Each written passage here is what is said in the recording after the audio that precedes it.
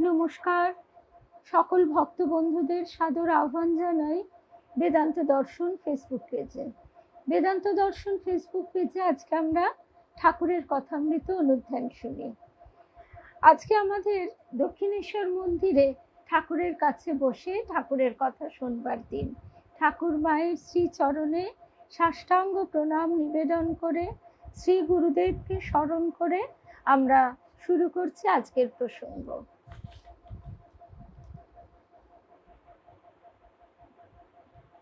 রাখালের বাপ বসে আছেন।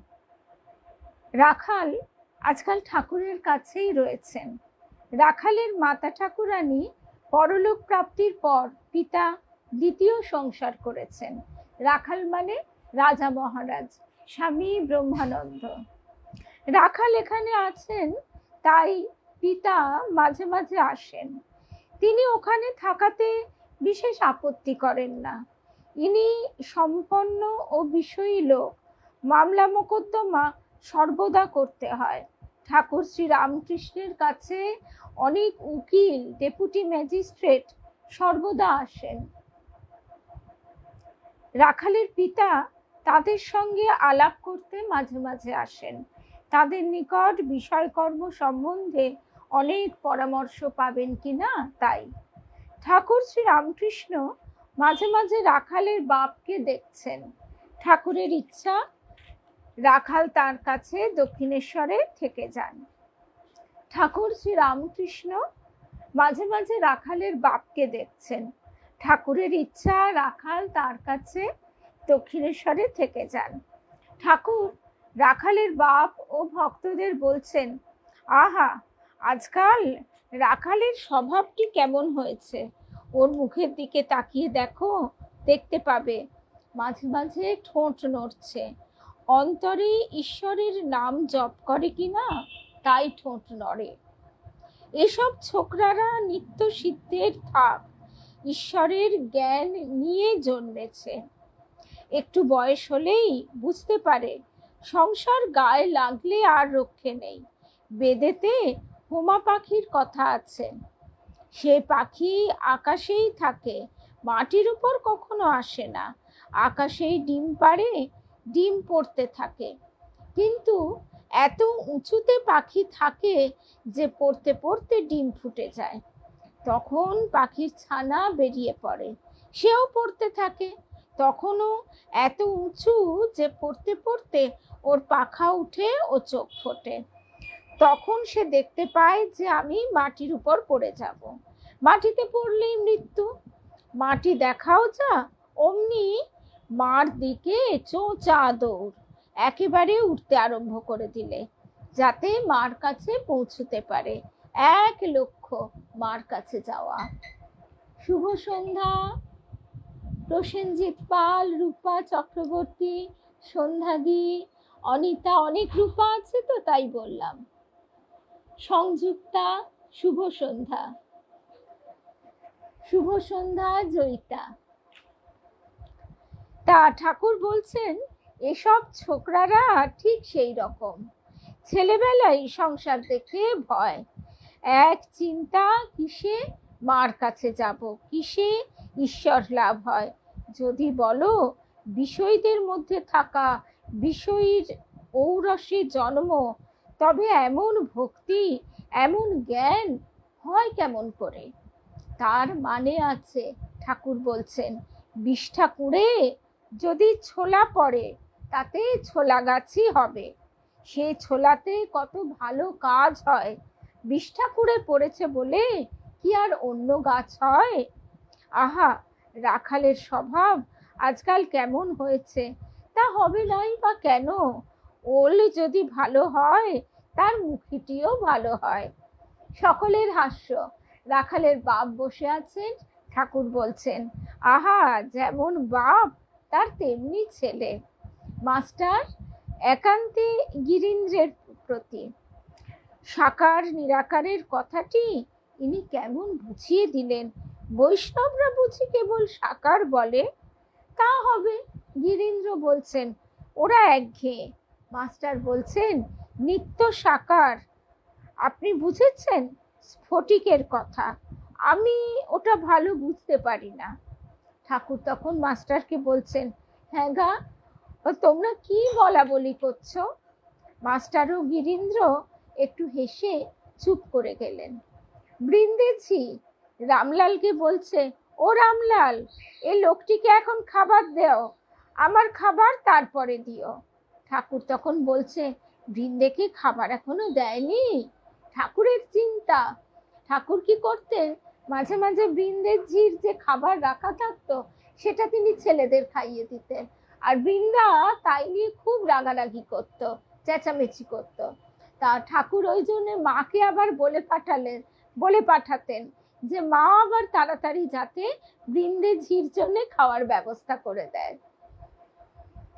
অপরাহ্নে ভক্তেরা পঞ্চবটি মূলে কীর্তন করছে। শুভ সন্ধ্যা রুমাদি, মিনাদি, শুভ সন্ধ্যা, সন্ধ্যাদি। অপরাহ্নে ভক্তেরা পঞ্চবটি মূলে কীর্তন করছেন। ঠাকুর শ্রী রামকৃষ্ণ তাদের সঙ্গে যোগদান করলেন। আজ ভক্ত সঙ্গে মার নাম কীর্তন করতে করতে আনন্দে ভাসলেন। শ্যামাপদ আকাশেতে মন ঘুরি খান উড়তেছিল। কলুষের কু বাতাস পেয়ে গোপ্তা খেয়ে পড়ে গেল। আবার গান হলো। গানের সঙ্গে সঙ্গে খোল করতাল বাজতে লাগলো। ঠাকুর ভক্ত সঙ্গে নাচছেন আর গান চলছে, মজলো আমার মন ভ্রমরা শ্যামাপদ নীল কমলে, শ্যামাপদ নীল কমলে, কালীপদ নীল কমলে। যত বিষয় মধু তুচ্ছ হলো, কামাদি কুসুম সকলে। চরণ কালো ভ্রমর কালো, কালোয় কালো মিশে গেল। পঞ্চতত্ত্ব প্রধান মত্ত, রঙ্গ দেখে ভঙ্গ দিলে। কমলাকান্তেরই মনে আশা পূর্ণ এতদিনে, তাই সুখ দুঃখ সমান হলো আনন্দ সাগর উথলে। এই আনন্দ কিন্তু সুখ দুঃখের পারে। আমরা সুখকে অনেক সময় আনন্দ বলে গুলিয়ে ফেলি। সুখ আর আনন্দ আলাদা। এই যে আমি ফ্যানের তলায় বসে আছি, আলো পাখা, বাড়িতে কোনো ঝুটঝামেলা হচ্ছে না, ঠিক আছে, এইটা হচ্ছে সুখ। আর আনন্দ কিন্তু মানে সেটা এমন একটা জিনিস, সেটা ভেতরের এমন একটা অনুভূতি যে কিনা একটা ঠাঠা পোড়া রোদ্দুরে দাঁড়িয়েও সেটা অনুভব করতে পারে। আবার অনেক সময় দেখা যায় যে একেবারে বাড়ি সাজিয়ে গুছিয়ে সব কিছু নিয়ে সে বসে আছে, তার কিন্তু পার্থিব দৃষ্টিতে সেরকম কোনো সমস্যাই নেই, তবুতে সে বিমর্ষ, মন মরা।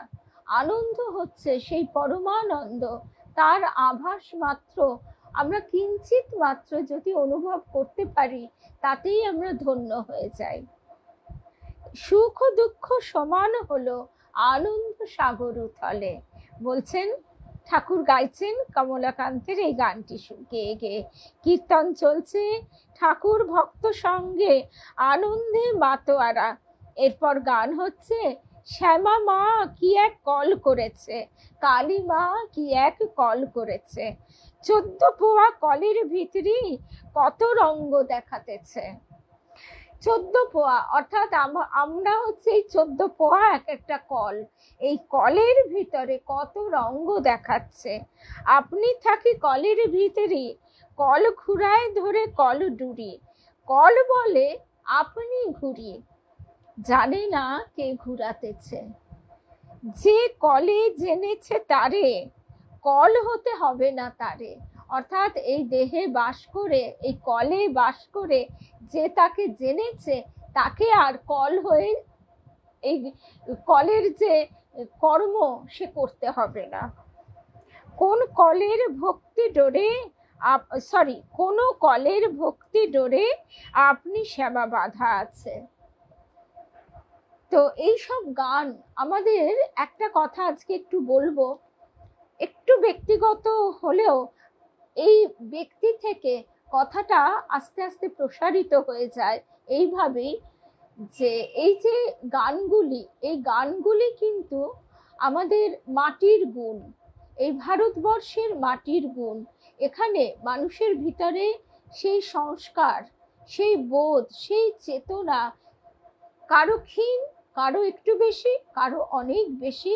আর যারা সাধু মহাপুরুষ বা সাধন ভজন করছেন, গুরু কৃপা পাচ্ছে, তাদের তো আরো আরো তাদের অগ্রগতি।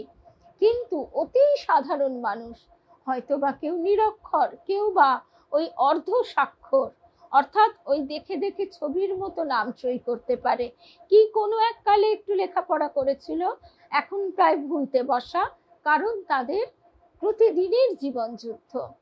তা আমাদের বাড়িতে যে হেল্প করতে আসে, তার সঙ্গে আজকে 17.5 বছরের সম্পর্ক। তা তার যে সে আসে আমার বিকেল বেলা, সপ্তাহে 2 দিন করে, ওই নানা রকম কাজের সাহায্য আর কি। সংসারে তো খাটনি কম থাকে না, ফার্নিচার মোছা, গ্রিল মোছা, রাশিকৃত জামা কাপড় তোলা, পাড়া, শীত গ্রীষ্ম, এইসব অনেক রকমের, রান্নাঘর ডিপ ক্লিন করা, এসব কাজগুলো ও করে দেয় বিকেলবেলা। তা তার মেয়েটা, তার একটি ছেলে একটি মেয়ে, ছেলে এবার উচ্চ মাধ্যমিক পাশ করলো, আর মেয়েটি ক্লাস 3-তে পড়তো। সে থ্যালাসেমিয়া পেশেন্ট, বলতে গেলে এখনো বোধহয় গলাটা আটকে আসছে। তা মেয়েটা ছিল খুব জলি, খুব মানে খুশি আনন্দে, কিন্তু থ্যালাসেমিয়া আজ না হোক কাল তার চলে যেতেই হতো, মাসে 3-4 বার করে ব্লাড দিতে হতো। তা পরশুদিন সকালবেলা সে চলে যায়, সরি পরশু না তো, গতকাল সকালবেলা ভোর থেকে মালতী ফোন করছে 4:30 থেকে, যে বৌদি কি হবে, বৌদি কি করব। ওরা এখানে আমাদের বাড়ির তো কাছেই পিয়ারলেস হসপিটাল, আরো অনেক হসপিটাল, কিন্তু ওরা পার্ক সার্কাসে চলে গেল ওই চাইল্ড হেলথ কেয়ারে। তা যেতে যেতেই নিয়ে এমার্জেন্সিতে নিয়ে গেছিল, ওরা বললো এখনো আমরা আর তো কিছু করতে পারবো না, আর কিছু করবার নেই। কি হয়, আজকাল ডাক্তাররা বারণ করে, যখন শেষ অবস্থায় শ্বাসটা উঠে আসে, হাঁ করে, তখন লোকে ভাবে জল তেষ্টা পেয়েছে, ওই জল দিলে গলায় জলটা শ্বাসনালী দিয়ে চলে যায়। তো যাই হোক, মেয়েটা এত সুন্দর ছবি আঁকতো। তারপর আমি মালতীকে গোপাল দিয়েছিলাম। এটাও অদ্ভুত ব্যাপার, মালতীকে আমি আগেও বলতাম, ওর তো বাড়িতে মন্দির আছে, বড় ঠাকুর আর মা কালীর, খুব পুজো করে, মা মা মানে মা বাবা সম্বোধন করে, মানে ও বলে যে ও তো লেখাপড়া জানে না, ও ওই দেখে দেখে সই করতে পারে। তো সেই মানুষেরও কত ভেতরে চেতনা। সে বলে যে আমরা কর্মফলে মা বাবা পাই, বলো বৌদি। আর আসল মা বাবা তো আমার এই মা বাবার কাছেই পড়ে থাকি। সংসারে তো সুখ দুঃখ থাকবেই, কিন্তু মা বাবার কাছে বসে থাকলে যে শান্তি, সে কিন্তু কোথাও নেই। এরকম ওর সঙ্গে অনেক কথা হয় সকালবেলা বসে বসে, দুজনে চা খেতে খেতে। তা যাই হোক, এবার সেই গোপাল, আমি বলতাম তুমি গোপাল সেবা করো না কেন, তা ও বলতো না, আমাকে বাড়ি থেকে বলে যে তুমি এই নিয়েই মানে এত ব্যস্ত থাকো, আবার ওই গোপাল এনে পারবে না এই এতগুলো বাড়ি কাজ সামলে। তারপর হঠাৎ একদিন মালতী আমাকে এসে বলছে, বৌদি জানো, আমি না দেখছি আমার কোলে গোপাল শুয়ে হাত পা নাড়ছে। আমি না অবাক হয়ে দেখছি দেখছি দেখছি। আমি বললাম তাই, তা ঠিক আছে, বলে ওকে আমি একটি গোপাল দিয়েছিলাম। সেটাও কেমন অদ্ভুত ব্যাপার, আমাদের এখানে বাড়ির সামনেই মার্কেট আছে, সেই মার্কেটের দোকানটি উঠে গেল। মার্কেটের যে দোকানের যিনি চালাতেন, ওই ভদ্রমহিলা, উনি মারা যাবার পর ওনার স্বামী দোকানটা বিক্রি করে দিলেন। আর মাত্র ওই 2-3 জন গোপালের মূর্তি রাখা ছিল। আর গোপাল তো কখনোই আমি দেখে চেহারা পছন্দ ওইসব করি না, ঠাকুরকে স্মরণ করতে করতে যার দিকে তাকিয়ে মন টানে তাকেই বলি দিতে। অমনি করে ওই গোপাল এলো, আর একটি গোপাল ছিল, সে আরো বড়, কিন্তু দোকানটা উঠে গেল। এবার এই গোপাল মালতীর কাছে সেবা পাবে। মালতীর কাছে যেতেই পরের দিন থেকে সেই মেয়েটি, ওকে সবাই, ওরা বাড়ির সবার ছোট বলে, ওরা 3 ভাই আর 1 বোন একই বাউন্ডারির মধ্যে ছোট ছোট আলাদা আলাদা করে বাড়ি করে থাকে, মাঝখানে উঠোন, সামনে মন্দির, আর হাঁড়ি আলাদা হলেও মিলমিশ খুব। তা পরের দিনই মালতী বলছে, জানো, পুচকি এসে বলে, আমার গপু ভাই তোমরা সব এত কাজ করো, তোমরা ওকে ঠিক সময়ে খেতে দিতে পারবে না, ওকে আদর যত্ন করতে পারবে না, আমি তো ঘরে থাকি, স্কুল যাবার আগে ওকে আমি সব করে দেব। আবার ওর সঙ্গে সারা দিন বসে বসে গল্প কথা, ওর প্রতিটি ব্যাপারে ওর নজর, সে এত আদর যত্ন সেবা করতে করতে বোধহয় 6 মাস সাথে কি টেনে টুনে 8-9 মাস হবে, এই শেষ সময়টা প্রাণপণে গোপালের সেবা করে সে চলে গেল। আজকে আবার গিয়েছিলাম, আমরা তো গতকালই গেছি আমি আর তপন, আবার আজকে কল্যাণী দিয়েও গেল। কল্যাণী দিকে আমি না কালকে লালজির কাছে গেছিলাম, তা মায়েরা বলছেন কেয়া নাকি গিয়ে বলেছে মধুরাদি আসবে, আমরা বসে বসে ভাবছি কখন আসবে। তারপর কাল রূপাও গেছে, এর আগে একদিন রূপশ্রীও সকালে গেছে। আসলে পুরুষোত্তম মাস এত ভালো সময়ে ব্রাহ্ম মুহূর্তে মেয়েটা চলে গেল সেই গোপালকে সেবা করতে করতে। গোপালকে মাঝরাত্রিরে, ওর তো ঘুম হতো না, এত রক্ত কমতে কমতে 4-5-এ নেমে যেত, ওর গরম লাগতো, ছটফট করতো, ওদের একটা এয়ার কুলার ছিল। তা যাই হোক, ও উঠে উঠে গোপালকে জল খাওয়াতো, গোপালকে পাশ ফেরাতো, এক পাশে নাকি গোপালের গা ব্যথা করবে। তো মালতী আমাকে কাঁদতে কাঁদতে বলছে শোকের মুহূর্তে যে আর গোপালকে আমি আর নেব না, আর নিতে পারবো না, তোমার গোপাল তুমি নিয়ে যাবে বৌদি। আমার এত কষ্ট হয়েছে, কিন্তু দেখো শোককে তো অস্বীকার করা যায় না। তা আমি আর তপন যখন গেছি, দেখি গোপাল পুরো নেংটু বাবু হয়ে বসে আছে। তা আমি না বললাম যে আমি কি নিয়ে যাব, ওর তো সেবা দিতে হবে। তখন আমাকে একজন ওদের বাড়িরই, সে ওদের বাড়ির মালতীর ছোট বউ, সে বলছে, মামি এখনই নেবে না হয় পরে নিও। আজকে আবার গেছি কল্যাণী দিকে, এর আগে একবার নিয়ে গেছিলাম, কত আদর করে করে কল্যাণী দিকে আমাকে ডেকে ডেকে দেখাচ্ছে যে দেখো দেখো আমার গোপাল, দেখে যাও। তারপর আমরা একটু হাতে টাকা দিয়ে বলেছিলাম, তুই আর তোর গোপাল ভাই কিছু খাবি। এখন এই প্রত্যেকটা কথাই মনে পড়ে যায়, কত সুন্দর ছবি আঁকতো। তারপর ওর যে জ্যাঠুতো দাদারা বা নিজের দাদা বলতো, দাদাদের তো আমিই দেখবো, আমি তার বিয়ে করব না, দাদাদের আমারই দেখার দায়িত্ব। তো যাই হোক, আজকে ওর মা তো, এর তো কোনো সান্ত্বনা হয় না। আর আমি তাই ভাবছি, একটা সন্তান হারা মাকে দিয়ে আমি কি করে কাজ করাবো। তা ওকে বললাম, তুমি যখন খুশি যবে খুশি এসো, কোনো অসুবিধা নেই। তা সে কথা পরের কথা। তা ও কি আর, এখন ও কান্নাকাটি করছে, কিন্তু বলছে আজকে আমি গোপালের ওপর রাগ করেছিলাম। মালতীও বলছে গোপাল কি করবে, আমরা কর্মফলে ভুগি, তারও কর্মফল ছিল, তাড়াতাড়ি মুক্তি পেয়ে গেল। এই কদিন আগে তার মামার মেয়েটি 18 বছর বয়সে এই থ্যালাসেমিয়া পেশেন্ট মারা গেল। থ্যালাসেমিয়া তো আগে টেস্ট করলে, বিয়ের আগে বা বিয়ের পরেও যদি কেউ করে, তাহলে সন্তান গ্রহণ না করাই কাম্য। এখন তো এটা এইভাবে আটকে দেওয়া যায়, কিন্তু যাই হোক, ওরা তো সেগুলো শুনতে চায় না। কিন্তু মালতীর চক্ষু উন্মিলিত হয়েছে, মালতীর ছোট ছেলেকে এবং ছোট বউকে ওর বড় ছেলে বিয়ে করবে না, বলেছে তোরা ব্লাড টেস্ট করে যদি দেখিস সব ঠিক আছে তবেই সন্তান নিবি, না হলে কারোর না হয় কোনো অনাথ বাচ্চাকে বড় করবি। এই যে মানুষের চেতনা, স্বামী শিবানন্দজি মহারাজ বলেছেন, ঠাকুর এসে তোমাদের চৈতন্য হোক বলে জগতের কুণ্ডলিনী জাগিয়ে দিয়ে গেছেন। চেতনা মানেই তো আর একবারে ঈশ্বর লাভ নয়, একটু একটু করে মানুষের উদারতা, মানুষের চেতনার উদ্ভব, এটাই তো মনুষ্যত্বের পথে এগিয়ে যাওয়া। গর্ভজাত সন্তানই কি শুধু সন্তান, মায়ের তো জগৎ জোড়া সন্তান। এটা যদি আমরা মানুষের দৃষ্টি দিয়েও দেখি, তাহলেও আমরা মনুষ্যত্ব লাভ করতে পারবো।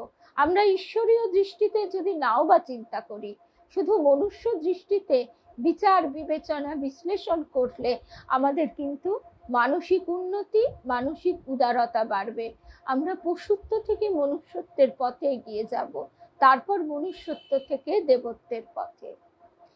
আজকে তাই কাকলিও বলছে যে এখন গোপালকেই সেবা করছি, আর বলছি যে গোপাল তুমি তাকে দেখো, তার কর্মফলে সে কটা দিন আমাদের কাছে এসেছিল, তাকে ভাই বোন তোমরা চিরকাল তুমি তাকে রক্ষা করো। তো যাই হোক, আজকেই একটু আগে ফিরেছি। জয় রামকৃষ্ণ।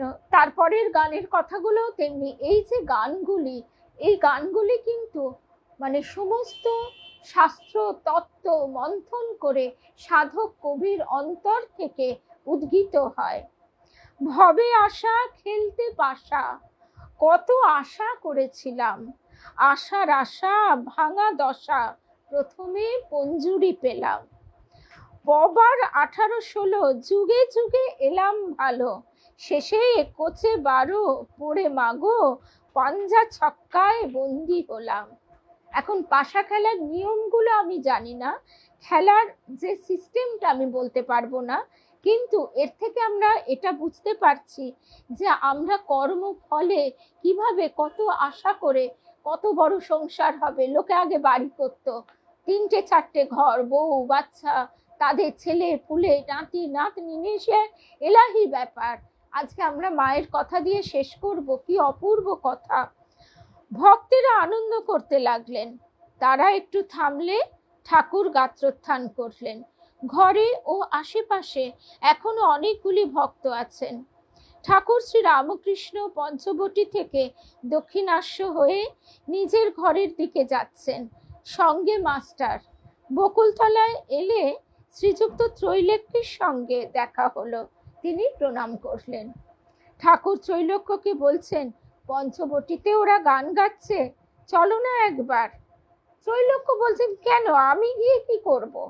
ঠাকুর বলছেন, কেন, একবার, বেশ একবার দেখতে। ত্রৈলোক্য বলছেন, একবার দেখে এসেছি। ঠাকুর তখন বলছেন, আচ্ছা আচ্ছা বেশ। অর্থাৎ তিনি যতক্ষণ না কৃপা করে আমাদের এই যে তোমাদের চৈতন্য হোক, এই যে কথাটার যে কত গূঢ় শক্তি আমরা বুঝতে পারি না। আমাদের এইভাবে তিনি মানে আমাদের বিবর্তনটা দ্রুত করে দিয়েছেন। আচ্ছা, এবার একটু মায়ের কথায় চলে আসি। কৃষ্ণচন্দ্র সেনগুপ্ত লিখছেন, আজকে ছোট্ট করে শুনবো। হ্যাঁ, ঠাকুরের বাল্যভোগ হলো, মা তা থেকে কিঞ্চিত গ্রহণ করে বাকি সমস্তই নিচে পাঠিয়ে দিলেন। শরৎচন্দ্র চক্রবর্তী সেই প্রসাদের থালা হাতে করে নাচতে নাচতে নামলেন। তারপরে নেবে শরৎচন্দ্র চক্রবর্তী, সে কি নাচ, প্রসাদের থালা হাতে নেচে নেচে সবাইকে প্রসাদ বিতরণ করতে লাগলেন। ভক্তবর গিরিশচন্দ্র বললেন, ঠাকুরের প্রসাদ, একে ঠাকুরের প্রসাদ, মার স্পর্শে মহাপ্রসাদ হয়েছে। আমি থাকতে মহাপ্রসাদ আর কাউকে বিতরণ করতে দেব না। কতিপয় ভক্তকে বিতরণ করে থালাটি তিনি শরৎবাবুর হাতে ফিরিয়ে দিলেন। আহারান্তে বিশ্রাম করে সায়াহ্নে মা যখন মঠ থেকে বিদায় নিলেন, তার সম্মানার্থে পুনরায় 9টি বোমা ছোড়া হলো। মা মঠে এসেছিলেন সেই কথা। আচ্ছা, এরপরে 1318 সালের 3রা জ্যৈষ্ঠ কলকাতা থেকে রওনা হয়ে শ্রী শ্রী মা 5ই জ্যৈষ্ঠ জয়রামবাটি পৌঁছলেন। আর আমরা আজকাল সকালে গিয়ে বিকেলে ফিরে আসি। এই সময়ে তিনি তার পালিতা কন্যা রাধারানীর বিবাহ দিতে সচেষ্ট হন। তার আহ্বানে শরৎ মহারাজ, যোগিন মা, গোলাপ মা প্রভৃতিকে সঙ্গে নিয়ে কলকাতা থেকে আসেন। 27শে জ্যৈষ্ঠ তাজপুরের মন্মথ চট্টোপাধ্যায়ের সঙ্গে রাধারানীর শুভ পরিণয় সুসম্পন্ন হলো। মন্মথের বয়স তখন 15 বছর মাত্র, আর রাধু 12 বছরে পড়েছে। বিবাহকালে রাধুর আপাদমস্তক অলঙ্কারে মোড়া ছিল। আজকে আমরা যদি ভাবি বাংলা 1318 সাল, আর আজকে এটা 1400 কত সাল বাংলা, এই মুহূর্তে আমার মনে পড়ছে না, কিন্তু কতটুকু বছর, অনন্ত সময়ের হিসেবে কতটুকু সময় আজকে মেয়েরা কতখানি এগিয়ে গেছে। যখন গৌরীমায় ওই আশ্রমের সামনে থেকে মহুয়া স্কুটিতে করে আমাদের সিদ্ধার্থকে এগিয়ে দেয় পিঠে বসিয়ে, মানে পেছনে বসিয়ে, তখন তাই ভাবি যে গৌরীমা এত সাধনা করেছেন নারী জাতির জন্য, ঠাকুর গৌরীমাকে দিয়ে সাধনা করিয়েছেন। এই তপশক্তি কিরকম? রবি ঠাকুর বলছেন আমরা সকালবেলা ফুলটা ফুটে উঠলো সেটা দেখতে পাই, কত আনন্দ করি, কিন্তু তার অন্তরালে যে কোন শক্তির ক্রিয়া সেটা আমরা ভেবে দেখি না। এই যে আধ্যাত্মিক শক্তির ক্রিয়া, এটা আমরা অনুভব করতে, উপলব্ধি করতে পারি না। আমরা তাৎক্ষণিক বিষয় নিয়ে মত্ত হয়ে যাই, আর তার উপর তো আছে অহংকার। তো এই সময়ে মানে 1318 সালে বিয়ে হচ্ছে 27শে জ্যৈষ্ঠ তাজপুরের মন্মথ চট্টোপাধ্যায়ের সঙ্গে রাধারানীর। মন্মথের বয়স তখন 15 বছর মাত্র, আর রাধু 12 বছর, মানে 12 বছরে পড়েছে। বিবাহকালে রাধুর আপাদমস্তক অলঙ্কারে মোড়া ছিল। সুযোগ বুঝে বরপক্ষীয়েরা শরৎ মহারাজের কাছ থেকে প্রত্যেক বিষয়ের জন্য বেশি টাকা দাবি করে আদায় করেছিল।